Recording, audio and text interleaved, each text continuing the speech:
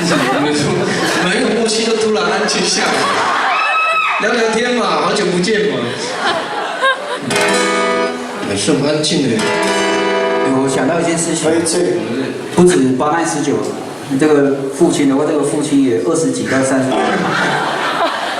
没有啦，父亲哎。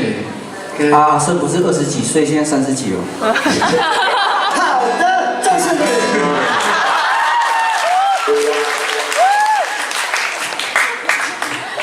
你们有仔细想过我们这首歌唱几遍？怎么会算这个啦？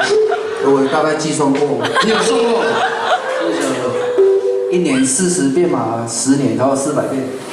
哇，真的吗？其中有300遍署名没有唱。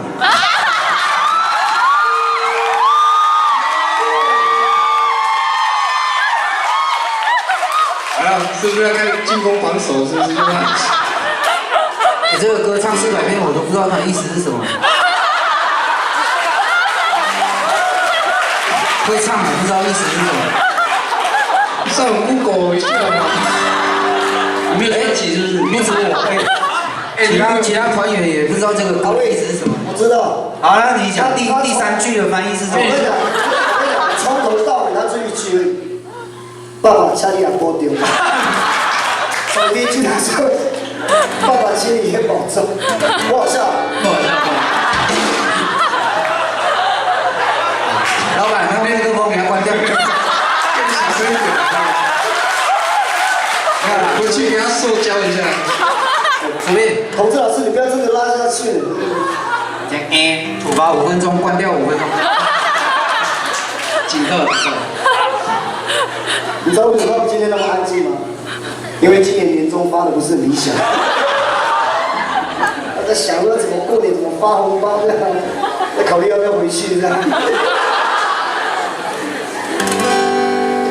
对啊，我过年手机都开航空模式。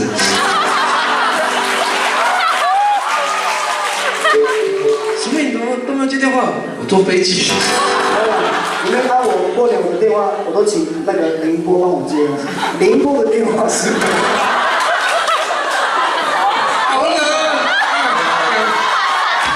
讲个不要装了。